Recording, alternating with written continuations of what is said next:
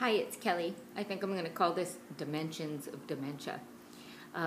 Yep, I have an eye infection, so that's probably one of those dementia bloopers where I used something that wasn't clean to wipe my eye, and I've been dealing with an eye infection for a couple weeks now, or over a week, almost 2 weeks. Either way, I just wanted to talk about, well, I have a couple things I want to talk about, but the one thing that I want to talk about is that everyone I've ever talked to has never been happy with the way that they were given the diagnosis. And I don't think there's any great way to do it. I myself got informed via email that said all your results suspect that you have frontal temporal dementia while I was at work in between clients.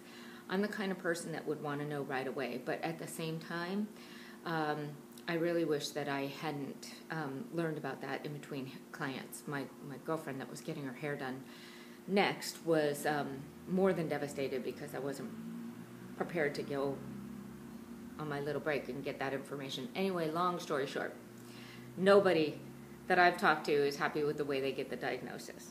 But one thing I wanted to share is that not only are they not happy with the way that they or their loved ones got the diagnosis, but there was no follow-up plan or report like there are when you've got heart disease. You go to classes, there's all kinds of support and information on how to treat it and what to do.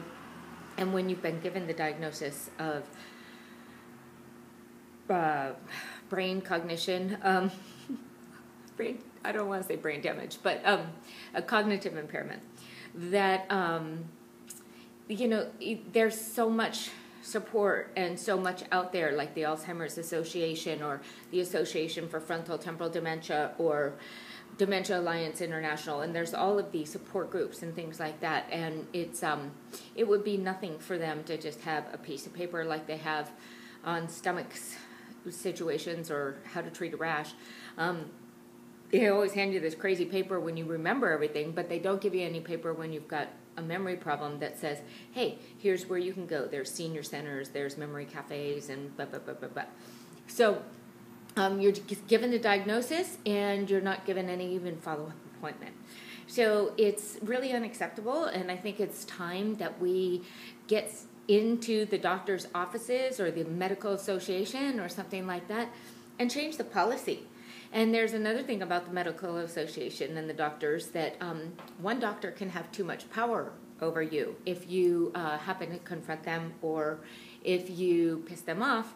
They can put a diagnosis down, such as a psychiatric illness or issue, just because you've pissed them off. And so there should be another type of a format to kind of keep things on track with that. So those are the two things. I know that you can contact an ombudsman if you've had problems with a doctor, but the paper's still going to stay in your file, and most of the time you just have to put another piece of paper on top that has a new impression.